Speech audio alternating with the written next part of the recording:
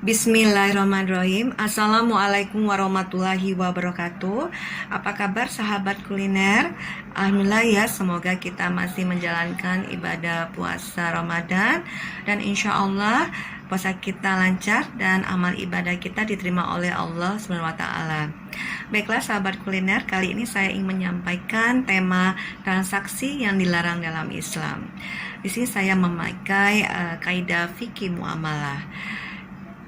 Berdasarkan magazin syariah, yaitu seluruh aturan dalam Islam yang harus sesuai dengan perintah Allah SWT berdasarkan Al-Quran, hadis Rasul, dan ijma ulama.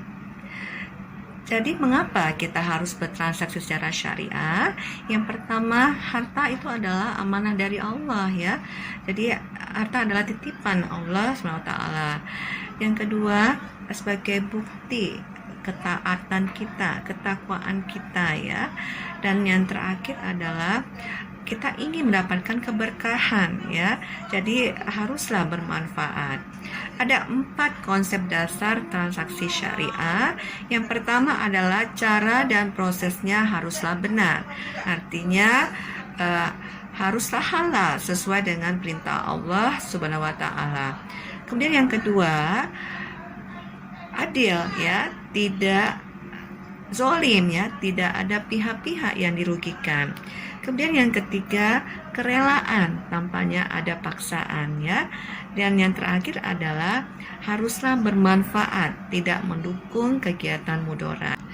Baiklah, ada 6 transaksi yang dilarang dalam Islam atau tidak sesuai dengan syariah.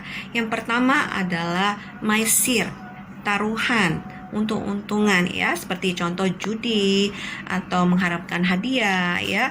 Kemudian yang kedua, goror, tidak jelas bentuk ataupun prosesnya ya. Dan yang ketiga adalah riba. Riba adalah tambahan batil atau tambahan pasti di depan dikarenakan adanya keterlambatan utang ataupun pembayaran, contohnya bunga ya. Jadi melebihkan sesuatu dikarenakan adanya hutang piutang ya.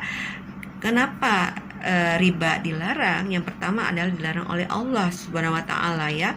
Sesuai dengan Quran surah Al-Baqarah ayat 275, Allah menghalalkan jual beli dan melarang riba. Kemudian diperangi oleh Rasul ya. Jadi sesuai dengan hadis riwayat Muslim, Rasul sallallahu alaihi wasallam melaknat orang pemakan riba, pemberi riba beserta juri tulisnya, dan kedudukan mereka adalah sama. Kemudian riba itu berbahaya di dunia karena bisa menimbulkan sifat tamak, kikir ya.